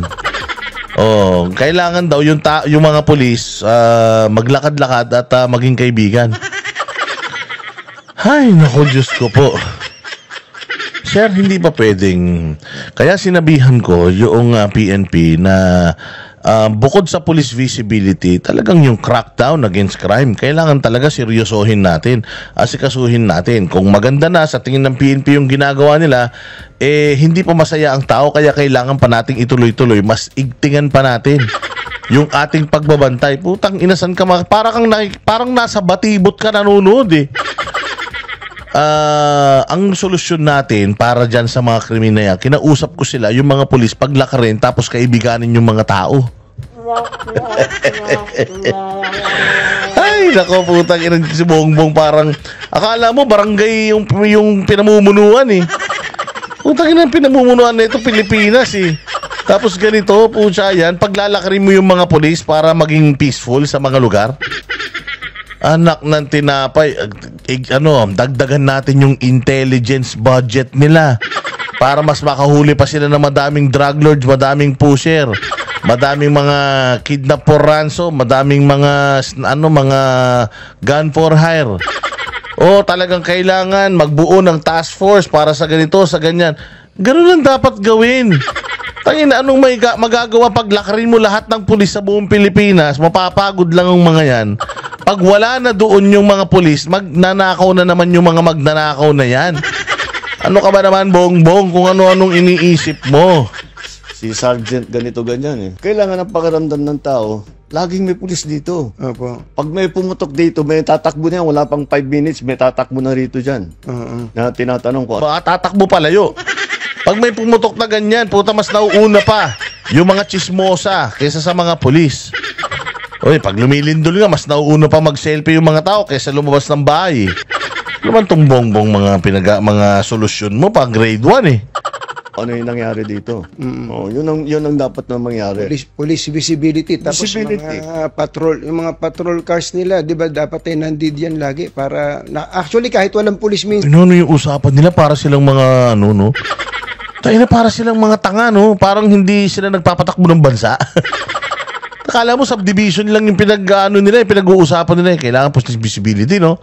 Tsaka yung mga sasakyan nila dapat naka-ready, no? Para silang para silang mga taga Sesame Street.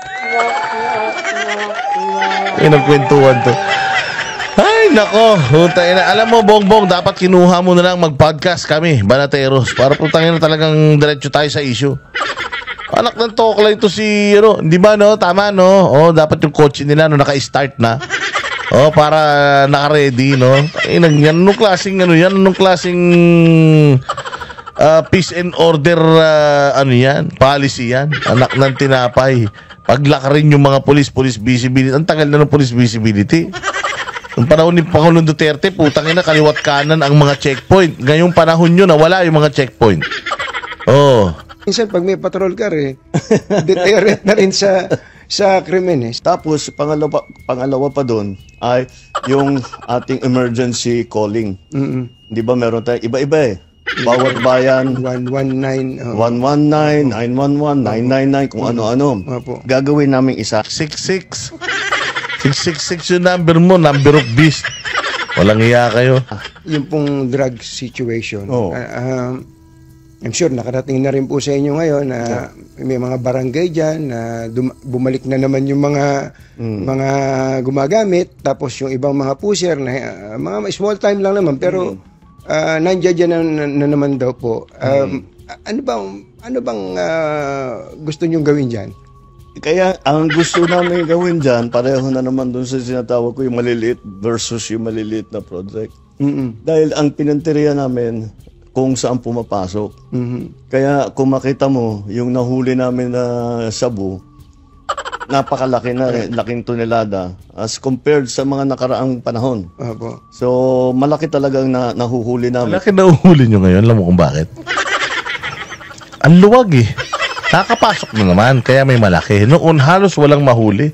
Puro parapernalyas. Pero ngayon, ang daming nahuhuli. Kasi nga, open season na naman. Why? Ang dami yung nahuhuling shabu, wala kayong nahuhuling drug lord. Tama? Meron na kayo na ipakulong na drug lord? Putang ina, sabi ko nga sa'yo eh. Sabi ko nga sa'yo, si Pangulong Duterte, ang daming drug lord na pakulong eh. Yung iba nga, nangamatay eh. Hindi ba? Yun ang talagang war on drugs. Eh ngayon, wala eh. Nakukuha nyo yung shabu. Tonila, daanin natin yun. Kung di nyo nakuha yung may-ari ng shabu na yun. Ano nangyari sa ano nila? Saan na yung driver nun na nagdadrive doon? Ano nangyari nun? Nasunog nyo na ba yun? O nasunog na ba yun sa chimenea? Yung mga droga na yan? Wala na tayong balita eh. Yan ang sinasabi. Kaya nagdududa tao sa inyo eh. Kasi hinahabol namin yung malalaking shipment, pinupuntahan namin yung malalaking warehouse, at saka yun. Pero ang pinakamahirap doon ay buwagin yung sindikato. Opo. Dahil ang sindikato, kasama na dyan yung police, kasama na dyan yung local government. Laking pera eh. Opo. Ang laking pera talaga nila, ang dami nilang pera. Kaya kahit sa'yo, yung mga judge, kaya nilang bilhin lahat, para prosecutor, kaya nilang bilhin lahat. Walang pa. Yun yung sinasabi ni Pangulo. Yung drug lord, yung pusher, dahil madaming pera, kayang bilhin lahat. Anong gawin natin? Putangin nang yan, barilin mo na. Di ba? Diduin mo. Oo, sabihan mo sa kanila manlaban sila. Para talagang tapos na problema natin, di ba? O kasi ikaw na may sabi, capable yung mga yan at corrupt ang mga Pilipino. So, ganito ga, bribery here, bribery there. Bayad dito, bayad dyan, mayaman eh. Di ba? O, dyan ngayon yung sinasabi ni Pangulong Duterte na, utangin na yung mga yan. Alam na nilang bawal, pinaggagawa pa rin nila. Dapat yung mga yan, tumirik ang mga mata niya, no? Kaya mawalan ng hininga mga yan. Ganun dapat, sir, matapang, hindi pa pwedeng ganyan. Raid. Walang nahuling drug lord. Raid na naman. Tapos hindi nyo namamalayan. Puta yung mga polis, nire-recycle na pala yung mga yung mga droga na yan. O hindi ba? Wala talaga eh. Nama yung sweldo nila sa gobyerno doon sa binibigay ng mga sindikato. Kaya yun ang binubuwag namin, yun ang pinaka-importante. Ngayon, hindi na namin binigyan ng atensyon yung nasa baba. Yung nasa baba. So, dahan-dahan bumabalik. Kasi sabi ko yung operation natin, kailangan malaking seizure. Kailangan malaki. At saka nakakahuli tayo ng mga drug lord talaga. At saka nakakasuhan natin at naikukulong natin. Saan? Wala kami nakikita eh. Sana may binalita, isang drug lord, high profile, ganito, ganyan, Chinese. Wala, sir. Oh, sabi ko nga, talaga manluloko talaga eh. Bolero talaga eh. Talagang guilty. So, ngayon, in the same vein, nga, part of the lesson of these elections, let's go back to yung sa grassroots level. Yeah, po. Na kung inaalala ng tao, sinasabi, nagbabalikan dito, asikasuhin natin. Wag na sige, tuloy natin yung malalaking drug bust. Tuloy natin yung mga, ikukulong natin yung mga sangkot dyan sa drugs. Pero, tignan na muna natin yung mas small offender. Sinabihan ko na nga ang DILG, nakausap ko si Sec. John Vic. Sabi ko, tama rin naman. Kasi hindi magandang tignan yung lugar mo. Maraming nagbebentaha, maraming mga high na ano-ano ginagawa. And that's why yung aming na bagong is cops on the beat na may tao doon. Kasi kung may tao doon, walang ginawa yan, araw-araw umiikot. Alam niya lahat yan. Yeah, po. Oo, alam niya lahat yan. So, aasahan po namin in the next coming days, pati mga, kumbaga, ang tawag namin dyan, yung maliit, mga dagandingding eh. Mga dagandingding, uhulihin na rin sila, hindi na sila pababayaan ng pulis. Hindi po big. Kasi talaga, iniiwasan ko, yung basta't may suspetsa, o may hinala, o may sumbong, basta't kuhuli, papatayin na lang, di ba? Wala yun, doon kami lumalayo. Doon kami lumayo. Dahil talagang ayaw ko yun. Dahil hindi mo dapat gawin yun. Sabi ko, mag-focus tayo sa malalaking drug bust. Ngayon, mag-focus ulit tayo doon sa small time. Sabay yun. Tinitira yung malaki. Hindi naman titigil yung mga operation. Sakit sa ulo, ano po. Oo, talaga. Opo. Kayo po ba, anong gusto nyong... Wala kayong nahuli. Wala kayong nahuli, wala nga kayong natatapos na kaso eh. Ay nako, pinalabas nyo pa nga si Kerwin Espinosa drug lord yun eh. Nanalo pa mayor, pinalabas nyo pa si Leila de Lima, may kaso rin sa drugs, pinapabalik na nga ng Court of Appeals eh. Nasa kulungan dahil hindi daw tamang i-acquit dahil lang dun sa ano eh. Hindi tamang i-acquit dahil lang dun sa recantation ng testimonya eh, ng mga testigo eh. Anong pinagsasasabi nyo? Lumala ang droga dito dahil nagpabaya kayo. Plain and simple. Wala nang ifs, wala nang buts. Yun talaga ang rason. Oh, and this will all fall on your lap or on you. Ikaw yung masisisi dito. You are the one to be blamed. Regarding dito. Dahil wala ka namang ginagawa talaga. Wala kami nakikita na ipakulong mo na o kung ano man. Gusto nyo, kayo ay kinatatakutan o kayo ay nire-respeto? I want to be respected, but maybe fear is better.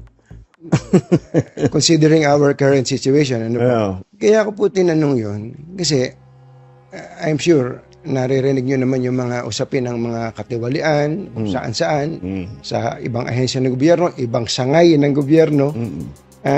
Kasi daw po, mabait nga po kayo at hindi daw po natatakot sa inyo itong mga tampalasan, mga luko-luko na to. Ngayon pong papasok tayo sa susunod na second half. Ano ba ang aasahan namin sa isang Presidente Marcos in relation to anti-corruption effort? Sa nakaraang 2 taon, 3 years, basta't may report kami na validated, tanggal yan. Hindi na namin ina-announce, pero tanggal yan. Kadalasan. Marami na talagang, pero hindi na namin pinag-usapan kasi gulo na naman eh. Tapos basta umalis ka na. Kundi kakasuhan ka namin, kukulong kita. Umalis ka na lang.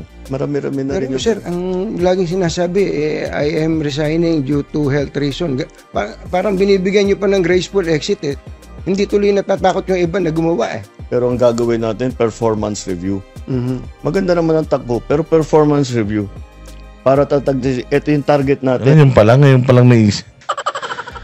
Ay nako, no, parang si Bongbong nangangampanya, no? Nanalo, sir, for your information, nanalo ka na. Presidente ka na po ng Pilipinas. Ngayon mo palang nilalatag. Tapos ito matindi, nilalatag niya kay Katunying yung gagawin niya, hindi sa mamamayang Pilipino. Oh, sir, the campaign period is over and hindi ka naman kandidato. Actually, nangako ka na nung 2022, tutuparin mo na lang. Tapos ngayon, may mga bago ka ng mga proseso, sistema na gustong mangyari. Walang hiya, BBM. Ba't mo ginawa sa sarili mo? Ito, ang dami mong oras, ha? Ang dami mong time, dami mong panahon, dahil problema ng Pilipinas, tapos inuna mo itong walang kakwenta-kwentang press con mo. Pero salamat dito, kasi meron kami content at salamat dito, ang dami mong inamin na talagang mahina ka. And again, this is in the internet already. Kapag ka meron ka na namang ibang pinagsasasabi in the future, kaya na naman nating i-cross check with this video. Kasi iba talaga yung sinasabi mo sa ginagawa mo at sa nakikita ko, tayo na talaga, ibang klase talaga ang tigas ng pagmumukha ninyo. Katakutan din po. Baka mangyari yan. Dito nga, sa ginagawa namin performance review, yun ang warning ko sa kanila and that's what we will have to look at again. Kung talagang may nagkukulang o corrupt, kung talagang masyadong mabigat yung kanilang kasalanan, kasuhan na namin. Tignan natin kung ano maging resulta nitong performance. Ang bait nyo, sir. Ang bait nyo talaga. Bakit? Palagay ko naman, kung happy kayo sa iba, meron kayong hindi kayo happy sa iba dyan. Yung mga hindi ako happy, tinanggal ko na. Wala na bang tatanggalin? Kung hindi sila nakapag-perform na mabuti. Tinanggal mo lang naman siya, Arnel Ignacio eh. Yun nga na yung nag-iisang tatrabaho, tinanggal mo pa. Pero kung meron siyang kinurakot, tama yan. Pagtanggol niya yung sarili niya, di ba? Tinan natin kasi parang sila sabi may bilyon-bilyon daw na project eh. Kaya natin sa kanila. Mr. President, kayo po ba sa puso ninyo? Tara. Gusto niyo bang makipagkasundo pa sa mga Duterte? Oo. Ako, ayaw ko ng gulo. Gusto ko makasundo sa lahat ng tao. Yun ang sinunghaling talaga, no? Ayaw daw niya ng gulo. Ayaw niya ng gulo. Gusto niya mo ipagsundo sa mga Duterte. Pero, putang ina, tinatarantado nila patuloy yung mga Duterte. Alam mo, matindi na rin yung pressure na nararamdaman nitong mamang ito. The reason why ginawa na nila ito para to siguro save face or para ewan ko, hindi ko talaga alam. Pero sa nakikita ko, papashift na talaga yung power and pa-exit na itong mokong na ito. And kailangan nito talagang mahipagkaibigan ulit, budulin yung mga Duterte. Because kapag ka nanalo ang mga Duterte and lahat ng mga trabaho nito binalikan, sigurado ako, 100% makakasuhan itong loko-loko na ito. And I just hope that one day, makita ko itong tao na ito with all the issues at with all the pagpapahirap na ginawa niya sa taong bayan, lalong-lalo na ginawa nila sa KOJC. I really want to see him behind bars. Pati yan sila Torre, lahat ng mga nagmalabis sa kapangyarihan nila. Sana VP Inday, sana.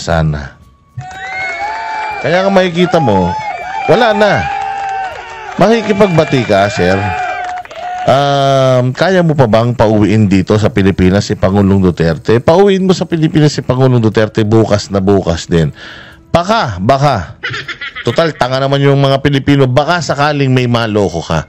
Pero makikipagbati ka sa mga Duterte. Gusto mong sabihin na you don't want quarrel with anyone? Pero ganito ginawa mo sa bayang Pilipinas, ganito ginawa mo sa mga kaalyado mo. Pinalibing yung tatay mo. Pinamigay mo yung tatay nila. Hindi ba? Tapos ginastosan ka ni Pastor Apollo Kibuloy, wala kang utang na loob, pag galing mo ng Amerika, binalasubas mo sila. Yung lahat ng mga taong tumulong sa'yo, tinarantado mo, tapos ngayon mabait ka? Tapos ngayon sasabihin mo na ayaw mo ng quarrel with anyone? Kung ayaw mo ng quarrel with anyone, sana hindi mo hinayop yung mga taong tumulong sa'yo, binigyan ka ng importansya, may utang na loob ka, pati pamilya nyo. Nitong interview na ito. It's such an eye-opener that BBM indeed is a weak leader. At talagang napakasinungaling na tao. Mas maganda, marami na akong kaaway, hindi ko kailangan ng kaaway, kailangan ko kaibigan. Kagaya na sabi ko sa'yo, pagka hindi niya ma-articulate eh. Alam niya kasi nagsisinungaling siya eh. Alam niya kasi na putang ina katarantaduhan yung sinasabi niya eh. You want to be friends with the Dutertes? You were friends with the Dutertes before. They helped you. You begged para maging vice president ka ni Inday. Ibinigay sa'yo ni Inday yung presidency. Ikinampanya ka niya. Ikinampanya ka ni Pastor Apollo Kibuloy. Ipanalibing ni Pangulong Duterte yung tatay mo dahil ayaw niya na ng politika. Tinulungan niya kayong lahat. Naging maayos siya sa inyo. Maganda ang pagpapakilala ni Pangulong Duterte sa inyo nung panahon niya. Sinasabi niya na idol niya yung tatay mo.